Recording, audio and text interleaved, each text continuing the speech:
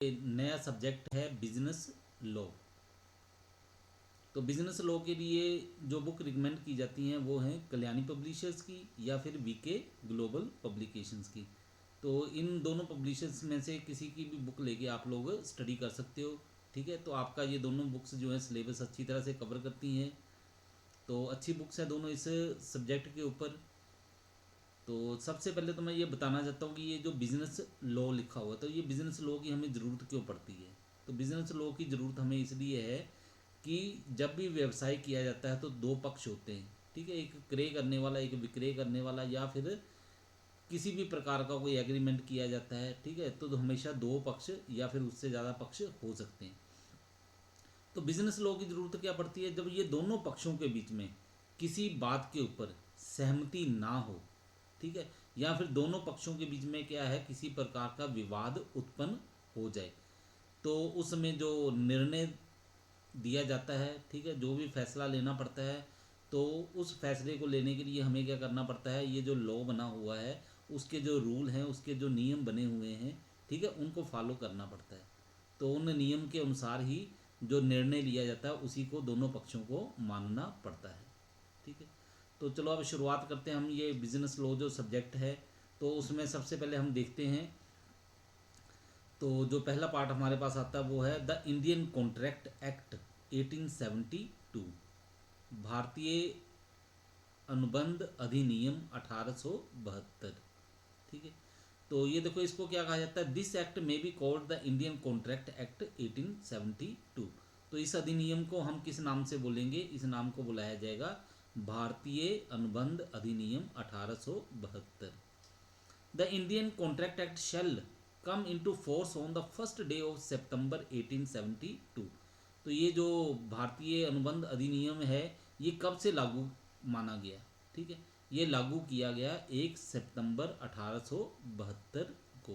तो ये आपने याद रखना है, कई बार ये आप कम्पिटिटिव एग्ज़ाम देने जाते हैं तो वहाँ भी ये क्वेश्चन पूछ लिया जाता है। तो आपने याद रखना है कि ये जो भारतीय अनुबंध अधिनियम है ये कब लागू हुआ, ये हुआ 1 सितंबर 1872 को। The act extends to the whole of India including the state of Jammu and Kashmir. तो ये जो अधिनियम है ये लागू कहाँ पे होता है, ये पूरे भारतवर्ष में लागू होता है। ठीक है, और इसमें जम्मू कश्मीर भी शामिल है। तो इससे पहले की जो बुक्स आपने पढ़ी होंगी या आपके पास हो सकता है कोई पुरानी बुक हो या आपने कुछ पढ़ा होगा, तो उसमें लिखा होगा कि जम्मू एंड कश्मीर को छोड़कर बाकी भारत में लागू होता है।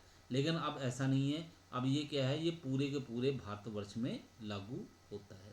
ठीक है, जम्मू कश्मीर में भी ये लागू होता है। तो इसके बाद पढ़ते हैं scope.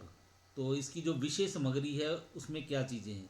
The act is divided into two parts. तो ये जो इंडियन कॉन्ट्रैक्ट एक्ट आप पढ़ रहे हो, ठीक है, तो इसे हम कितने भागों में बांट सकते हैं, इंडियन कॉन्ट्रैक्ट एक्ट को। ठीक है, इसे हम भागों में बांट सकते हैं दो में। ठीक है, दो पार्ट है हमारे पास। पहला क्या है, the general principles of the law of contract. इसमें सेक्शन 1 to 75 शामिल है। ठीक है, तो इसका सीधा सा आप यहाँ से समझ सकते हो कि इसमें जो साधारण सिद्धांत हैं, ठीक है, अनुबंध के नियम के, ठीक है, तो वो आपको दिए गए हैं बीच में। तो वो क्या क्या है इसमें आपके जो बीच में शामिल होगा वो है मीनिंग, करेक्टरिस्टिक्स एंड काइंड्स। ठीक है, इसका जो मीनिंग क्या बनता है, अर्थ क्या बनता है, इसकी विशेषताएं क्या हैं, इसकी किस्में क्या हैं, ये सारी की सारी शामिल होंगी। फिर उसके बाद है offer and acceptance.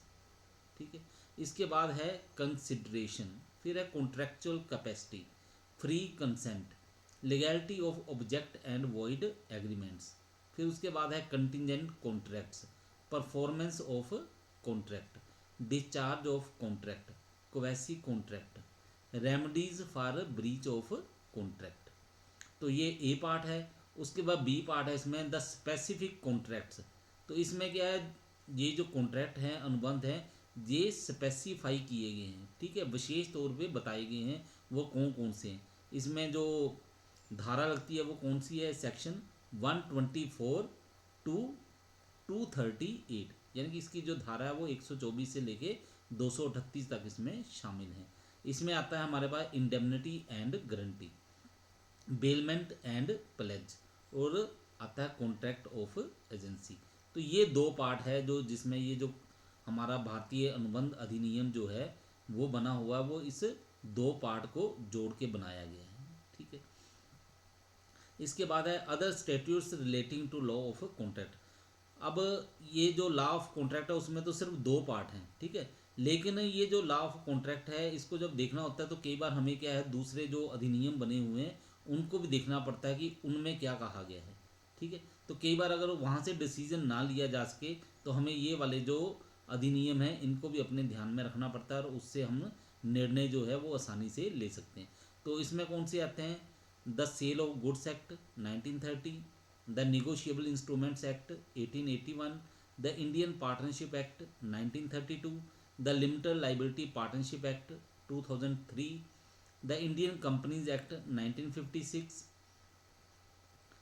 The specific relief act 1963, the negotiable act 1881, the Indian insurance act 1938, the Indian trust act 1882।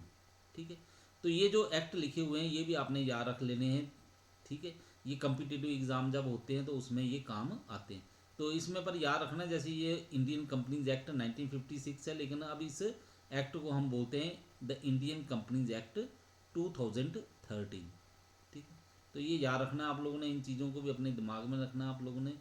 ठीक है, तो जो भी चेंज होती है किसी एक्ट में उसको आपने ज़रूर अच्छी तरह से समझ लेना कि कौन सी चेंज हुई है, उसको आप याद रखोगे।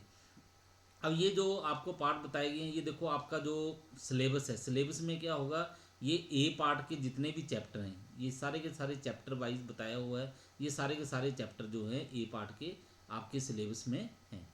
और ये बी पार्ट है, इसके भी सारे के सारे सब्जेक्ट, सारे के सारे टॉपिक जो हैं, ठीक है, वो सारे के सारे जो चैप्टर बनते हैं, टॉपिक हैं, ये आपके सिलेबस में हैं। ठीक है, और ये जो आगे हमने एक सी पार्ट बनाया, एक अलग बनाया हुआ है, इसमें कौन से हैं जो आपके सिलेबस को कवर करते हैं? वो है the sales of goods act 1930, the negotiable instrument act 1881, the Indian partnership act 1932, the limited liability partnership act 2003। तो ये आपके सिलेबस को कवर करते हैं यहाँ तक। ठीक है, इसके नेक्स्ट जो है, जो आगे आप क्लासेस लगाएंगे अगली, जैसे सेकेंड ईयर में पहुँचोगे, फाइनल में पहुँचोगे या एम कॉम वगैरह करोगे, वहाँ पे ये दूसरे एक्ट जो है आपको पढ़ने के लिए मिलेंगे। ठीक है।